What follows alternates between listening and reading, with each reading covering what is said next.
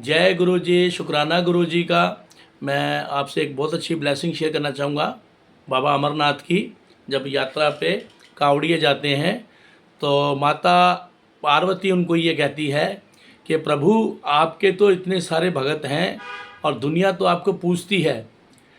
तो भोले बाबा तो भोले हैं, वो माता पार्वती को जवाब नहीं देते हैं और चुप हो जाते हैं। और पार्वती कहती है, मैया ये कहती हैं कि पता नहीं क्या बात होगी, स्वामी ने मेरी बात को सुना ही नहीं। मैंने तो ये कहा कि आपके इतने सारे भगत हैं और दुनिया आपको पूछती है, आप पे जल चढ़ाती है। मुझे जवाब नहीं दिया उन्होंने, क्योंकि फिर ऐसे हुआ। फिर माता पार्वती ने उनको बोला, तब भोले बाबा ने एक बात बोली, बड़ी अच्छी बात बोली भोले बाबा ने, कि आती तो सारी दुनिया है मेरे दर पे, आती तो सारी दुनिया है, इनमें से कोई एक ही ऐसा है जिसकी बदौलत सारी दुनिया खाती है। वो ऐसे हुआ था कि जब भोले बाबा ने पार्वती मैया से कहा कि चलो हम नीचे चलते हैं, और वो नीचे आ गए।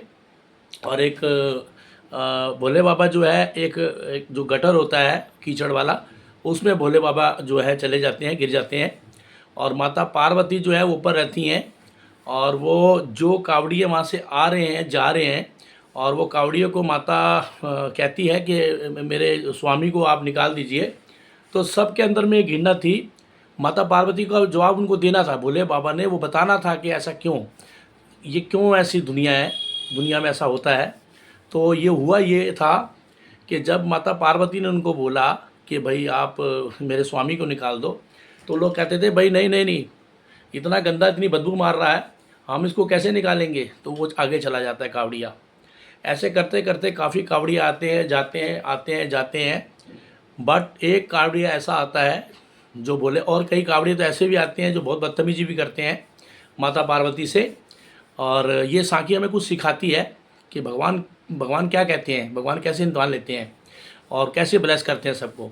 तो कहने का भाव ये है, जब भोले बाबा ने कहा कि पार्वती को बोला कि भगवान वो जो सामने से जो इंसान आ रहा है ना, वो मेरे पर जल चढ़ाएगा। तो वो जो गंगा जल जो कावड़िए जो लेके जाते हैं, वो वाला जल, और से जब माता पार्वती को रोकती है कि मेरे स्वामी को तुम निकाल के, उसी गंगा जल से वो उनको धो देते हैं। तो धोने के बाद भगवान और माता पार्वती सामने प्रकट हो जाते हैं और उनसे कहते हैं कि भाई अपनी इच्छा बोलो। तो वो कहते हैं नहीं, मेरी कोई इच्छा नहीं है, मेरी कोई इच्छा नहीं है, मुझे कुछ नहीं चाहिए प्रभु, मेरे आपके दर्शन हो गए मुझे दोनों के, इससे बड़ा मुझे कुछ नहीं चाहिए, मेरा जीवन सफल हो गया। तो कहने का भाव है कि दुनिया में बहुत लोग होंगे जो कहीं ना कहीं किसी ना किसी को मानते होंगे ज़रूर। मैं ये नहीं कहता कि लोग नहीं मानते हैं, बट कई बार ऐसा होता है कि भगवान परीक्षा लेने के लिए आता है इस कलयुग के अंदर में।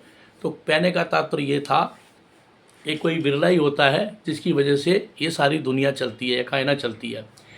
ऐसे ही एक भूखा था, उस भूखे को किसी साधु ने बोला कि ऐसा है, मुझे मत खिला, तू एक काम कर, एक सामने एक मंदिर के बाहर एक जिसका हाथ कटा हुआ है उसको जाके खिला दे, वो बहुत भूखा है वो। तो वो जाकर वो उसको जाके खिला देती है। जब उसको जाके खिलाती है तो उसके मुंह से एक ही आवाज़ आती है कि भगवान तेरा भला करेगा। तो कहने का भाव ये है कि हमें प्रेम भाव अपना रखना पड़ता है हर चीज़ में। और अगर यदि मेरे से कोई भूल चूक हो, संगत जी मुझे माफ़ करना, अगर मैंने किसी का दिल दुखाया हो मैंने माफ़ करना, अगर मैंने कोई भी गलत बात बोली हो उसके लिए मैं माफ़ी मांगता हूँ। जय गुरु जी, जय गुरु जी, शुक्राना गुरु जी, लाख लाख शुक्राना गुरु जी, जय गुरु जी।